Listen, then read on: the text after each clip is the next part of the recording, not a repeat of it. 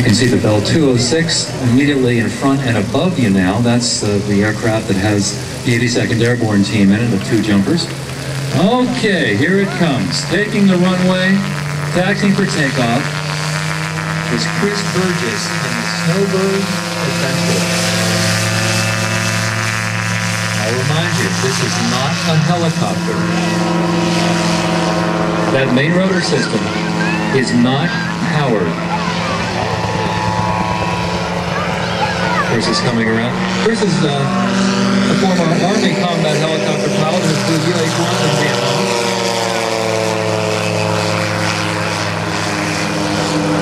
How tight the aircraft turns. This is an autogyro.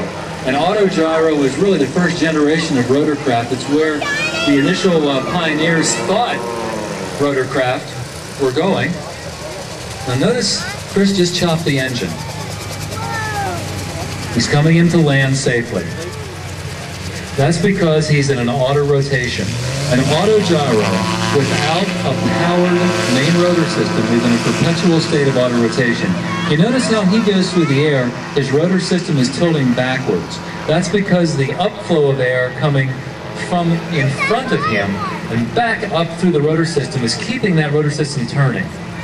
That's different than a helicopter. If you look at the helicopters going through the air, the main rotor system is actually inclined forward and it's pulling the aircraft through the air because that rotor system is powered. Chris's is not. That's also the reason that a helicopter with a full engine failure can land safely. It enters auto-rotational flight and comes down with that upflow of air, keeping the rotor system turning.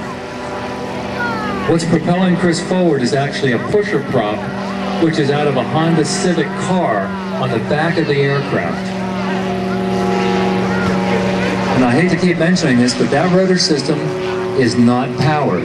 He's basically creating resistance with the upflow, keeping that rotor system turning. Notice how it's tilted backwards. If Chris lost his engine right now, he would just continue down to the ground, probably at about 200 feet per minute, very safely. And he can really land that thing on a dime.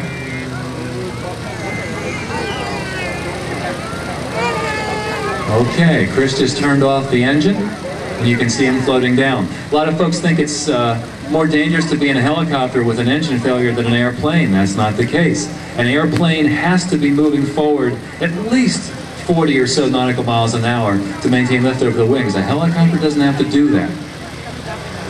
Look how effortlessly Chris floats down. Chris also flew AH-1 gunships. He's been flying this aircraft for 21 years. Notice he doesn't have a tail rotor either. That's because the main rotor system is not driven, there's no torque effect, he doesn't need an anti-torque device. Using just the upflow, just like the little maple seed pods, to keep that main rotor system turning. Now as he comes down in his auto rotation, you'll see him flare backwards. Flare, flare, flare. Now he's using that saved inertial energy to create one more pull. And I'll be good. Again, using just the pusher prop behind. The rotor system inclined backwards, not forwards like a helicopter.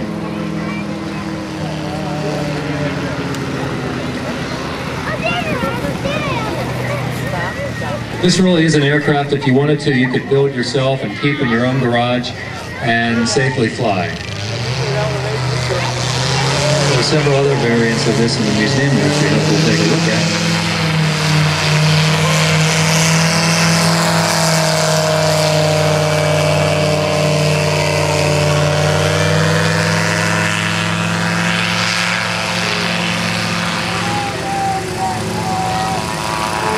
Ladies and gentlemen, as Chris taxis off, in just a moment we'll have our 82nd Airborne team coming on and tell you what they're up to.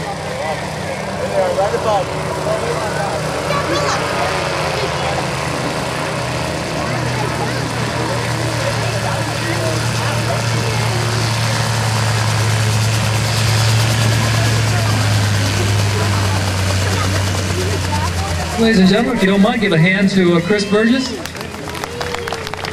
Army Huey pilot from Vietnam.